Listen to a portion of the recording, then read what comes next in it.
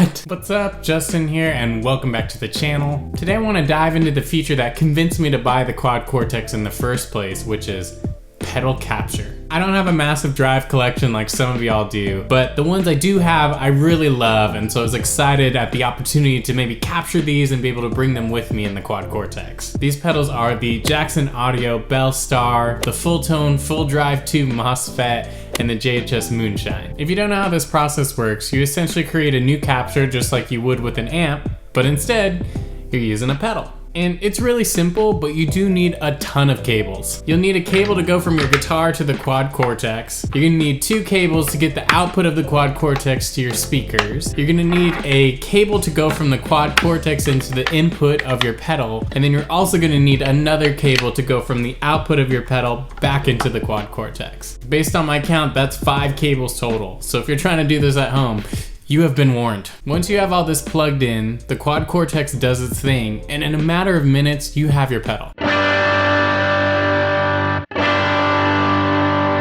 What?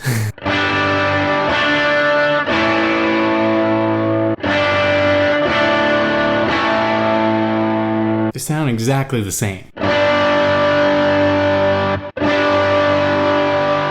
That's nuts.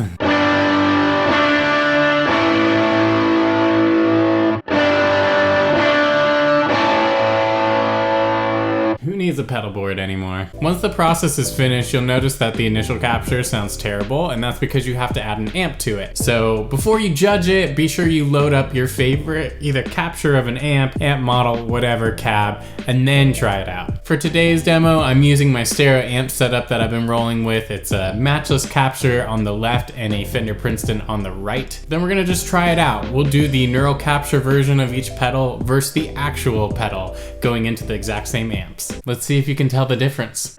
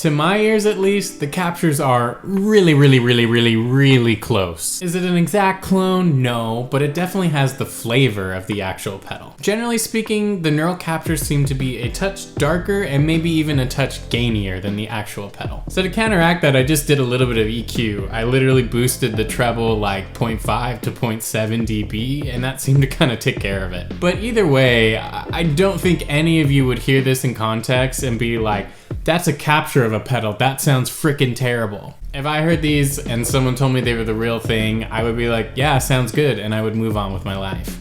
And if that wasn't enough for you, I have one more test I want to do. Unfortunately, I don't own a drive pedal that was modeled into the neural unit standard, but my Fulltone Full Drive 2 is in the family of their version of the Fulltone OCD pedal. Yes, these are different pedals, but once again, we're just going for a similar flavor. So I'm gonna go ahead and give you 2 samples, but I won't tell you what they are until after. Go ahead and listen, see which one you think is which, and which one you like more.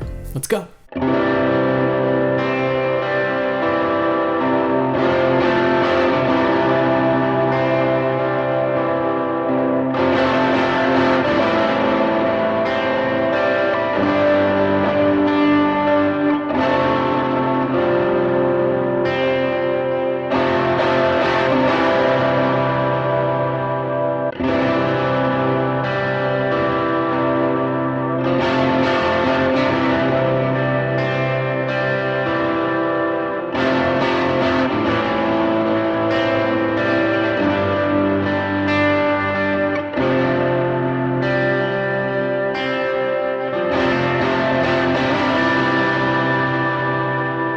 right, before we reveal, which one do you think is which? Comment it below, write it down, no cheating.